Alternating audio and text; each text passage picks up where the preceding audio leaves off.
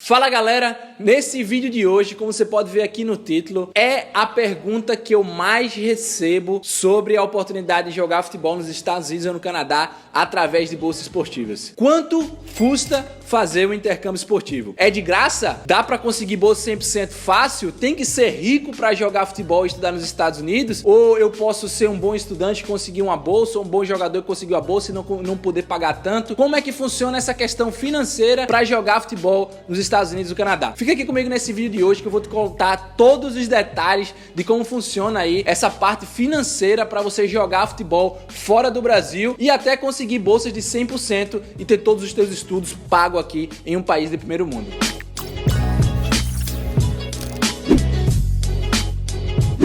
Fala galera, antes da gente começar o vídeo, deixa o teu like, clica aqui embaixo em se inscrever no canal, ativa o sininho para toda vez que a gente postar vídeo sobre intercâmbio esportivo, sobre a oportunidade de jogar futebol fora do Brasil, você ser notificado. E comenta aqui embaixo também com o que é que você tem aprendido aqui nos Importados, o que é que você quer ver mais aqui no canal, pra gente trazer as melhores informações para te ajudar nessa oportunidade. Então vamos lá direto, vamos falar agora hoje sobre quanto custa o intercâmbio esportivo. Eu quero dividir esses passos primeiramente em três coisas, né? Que é o planejamento financeiro de pré-embarque, de pós-embarque e da vida nos Estados Unidos. Antes da gente falar desses três gastos, né, que você vai ter uma ideia geral de realmente quanto custa o intercâmbio esportivo, você precisa saber como é que funciona o sistema, né, de cobrança, de valores nos Estados Unidos, como ele se relaciona com o sistema de bolsas, tanto esportiva, tanto acadêmica. Os Estados Unidos e no Canadá, eu digo mais os Estados Unidos, eles têm uma cultura muito forte, né, dos jovens ali, do seu acabando o high school, o ensino médio, ir para uma universidade que é privada na maioria das vezes. Ou seja, mesmo que a universidade seja pública nos Estados Unidos, ela ainda assim é paga. Por exemplo, a minha universidade aqui nos Estados Unidos, essa aqui, a Florida Gulf Coast University, ela é uma universidade considerada pública, porém ela é paga. A única coisa que faz ela ser pública é que o investimento, os fundos que a universidade utiliza para comprar esses computadores que vocês estão vendo aqui, para ter toda essa estrutura, é um fundo que vem de parte pública. Então, por isso, essa universidade pública ela é um pouco mais barata do que as demais, mas ainda assim ela é paga. Então, como o ensino superior nos Estados Unidos é um ensino pago e é um dos mais caros do mundo, você tem que entender que existe por trás de ser um estudante e atleta, por trás de ser um atleta, na verdade, você é um estudante e depois um atleta. Então, quando você tá vindo pra cá, você não tá pagando pra jogar. Na realidade, você tá pagando pelo seu estudo. E em troca disso, você tá tendo a possibilidade de receber bolsas pra atuar como um atleta daquela universidade e ter o seu estudo custeado. Então, a primeira ideia que você tem que entender de estudante e atleta é que a universidade está te patrocinando para que você levante o nome da universidade, para que você traga mais seu talento para a universidade, para que você consiga ganhar campeonatos para a universidade fique mais famosa, fique maior e consiga assim atrair mais estudantes. Então isso é a primeira ideia que você tem que ter em mente. Por conta que o ensino superior nos Estados Unidos ele é caro, ele tem aí certos valores que, quando comparado ao real e ao Brasil, né, se torna quase que impossível para a classe média brasileira pagar. Porém, se você souber minuciosamente como navegar essas questões financeiras, o estudar nos Estados Unidos, né, ou no Canadá em universidades pode se tornar até mais barato do que no Brasil, e eu vou te mostrar o porquê. Primeiramente, existe a Junior College e as universidades de 4 anos, né, que é a University of Colleges. Na maioria das vezes, as universities elas vão ser mais caras do que a Junior College, porque a Junior College são universidades de 2 anos que são basicamente feitas para estudantes que não tiveram um bom desempenho no ensino médio americano ou internacional e vão para essa universidade que ela é mais barata, né? Esse Junior College, universidade de 2 anos, e depois você transfere para uma universidade de 4 anos para terminar os teus 2 últimos anos. E essa universidade de 4 anos, elas são bem mais caras. E elas podem variar muito de $20 mil até $60 mil, como Harvard e Yale. Enquanto as Junior College, elas são um pouco mais baratas, variam ali até 5, 10 mil, até $15 mil no ano. Quando eu digo isso, incluindo moradia e estudos. E falando em moradia e estudos, a gente começa aqui agora falando sobre quais são os gastos que você tem nos Estados Unidos como estudante internacional. Só que uma coisa é muito importante, você não pode se guiar pelo preço que está no site da universidade. Se você entrar no site, por exemplo, da minha universidade, Florida Gulf Coast University, vai estar lá que o preço para você estudar aqui um ano como estudante internacional é $40 mil.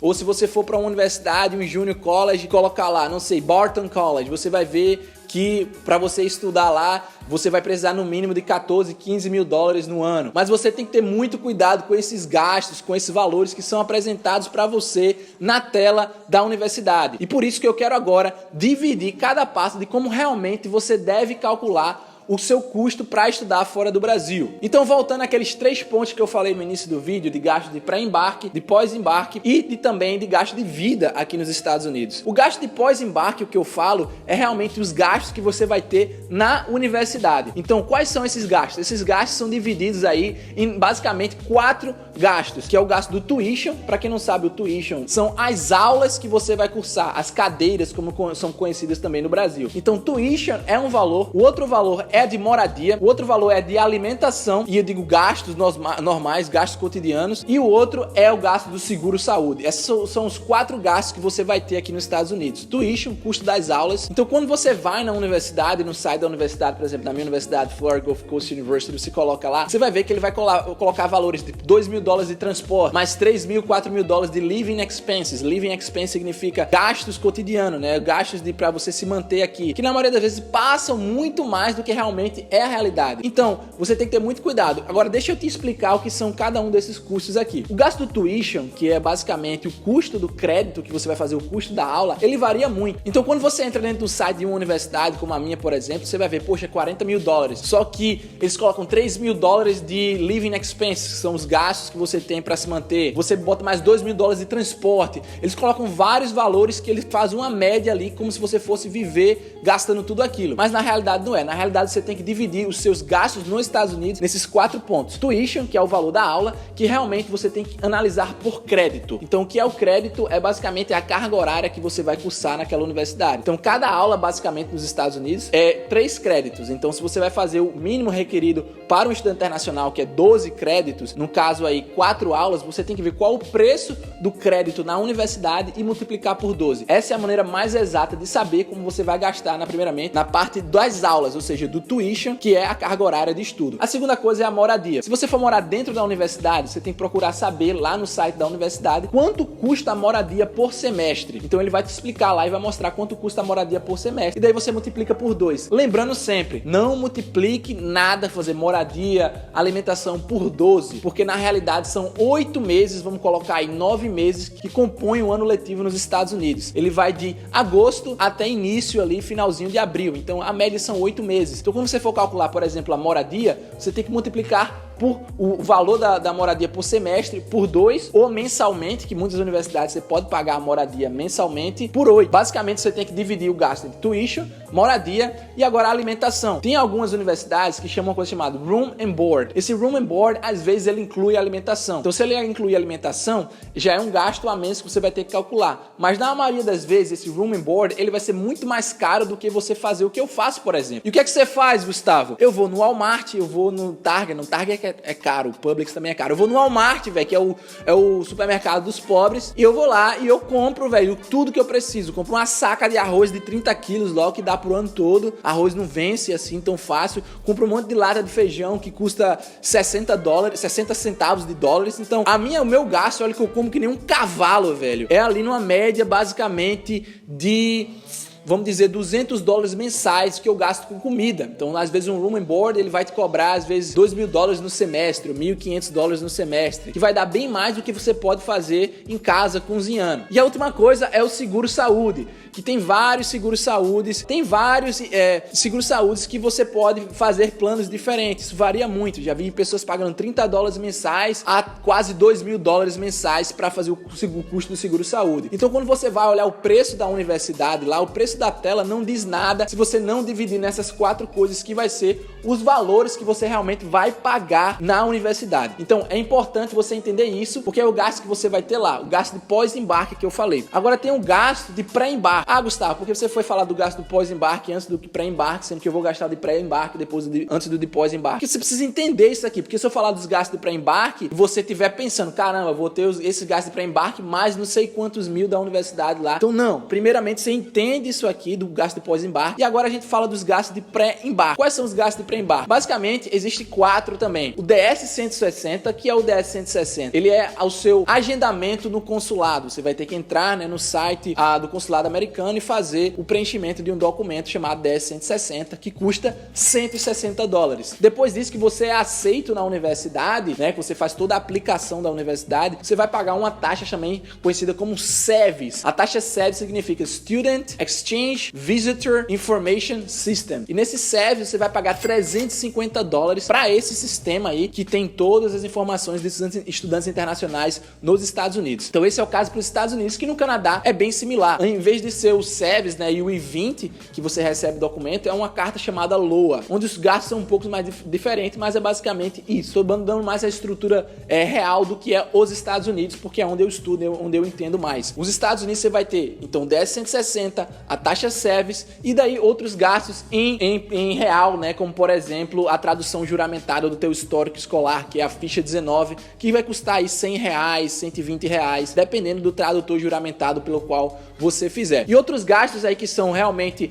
um pouco mais variáveis são o que? A retirada do passaporte, que vai custar na Receita Federal entre R$200 a R$350, dependendo do estado que você tiver, dependendo se você vai tirar na Polícia Federal ou se não, em cartório. Então varia um pouco aí de R$200 a R$300 nessa média, R$200, R$350. E também existe aí o gasto, né, de teste de proficiência que você vai precisar fazer para ir para a universidade. Se você está indo para um Junior College, você não vai precisar fazer o SAT ou o ACT, por exemplo. Você não sabe o que são esses testes, tem um monte de vídeo aqui no canal. Vou tentar deixar aqui em cima algum vídeo que explique um pouco melhor sobre esses testes. Mas se, por exemplo, se você está buscando uma Junior College, a Junior College são aquelas universidades de 2 anos, você não precisa do SAT ou o ACT, que são Enems americanos. Você só precisa realmente do TOEFL ou do Duolingo. O TOEFL ele custa $215 e o Duolingo ele vai custar aí uma média de $50. Então são testes aí que você vai precisar fazer se quiser você vir para uma universidade aqui nos Estados Unidos. Ou seja, a universidade de 4 anos, você sim precisa do SAT ou do ACT, que custa uma média de $60, mais o TOEFL, que custa $215, ou o Duolingo. Lembrando que o Duolingo não é aceito por muitas universidades ainda, mas é um teste que tem crescido bastante. Então o gasto de pré-embarque vai ser teste de proficiência, SAT ou ACT, se você estiver buscando uma universidade de 4 anos, mais tirada do passaporte. Você também vai precisar aí da tradução juramentada do teu histórico escolar, ou de outro documento, claro, para certificar que você se formou do ensino médio, ou se você está indo para uma high school,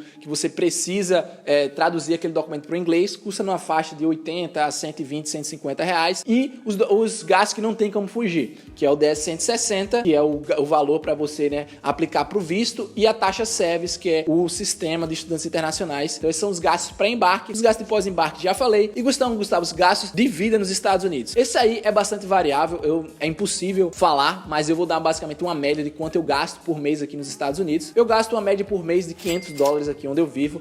Tirando $200 da alimentação, eu gasto $300. Por quê? Porque eu tenho um carro que eu pago um seguro, que você tem que pagar um seguro mensal. Um seguro basicamente de $100 é o que eu pago, mais $50 do meu celular, do meu plano de internet, que é internet limitada, $50, mas eu acho que eu pago Amazon Prime, Audible, que é um aplicativo que eu uso para comprar livros, e tipo, ir no Chipotle comer, e tipo, em algum lugar final de semana, alguma coisa do tipo. Às vezes eu consigo deixar abaixo de $500 o meu gasto mensal, porque eu também posso trabalhar dentro da universidade. Então as pessoas perguntam: Gustavo, eu posso conseguir trabalho na universidade? Pode sim, você pode trabalhar até 20 horas semanais e vamos botar em uma média de $10 por hora, você vai conseguir aí $10 por hora, vai ser o que? 10, 20, 200, vai ser até uns $800 por mês, você fazendo aí, pagando os impostos, que é 20%, você vai conseguir aí uns 600 e alguma coisa, 670, 680 $. Ah, Gustavo, você falou aí um pouco de como funcionam os gastos de uma maneira diferente, né? Não os gastos específicos, porque se não tem como falar de gasto específico, é tudo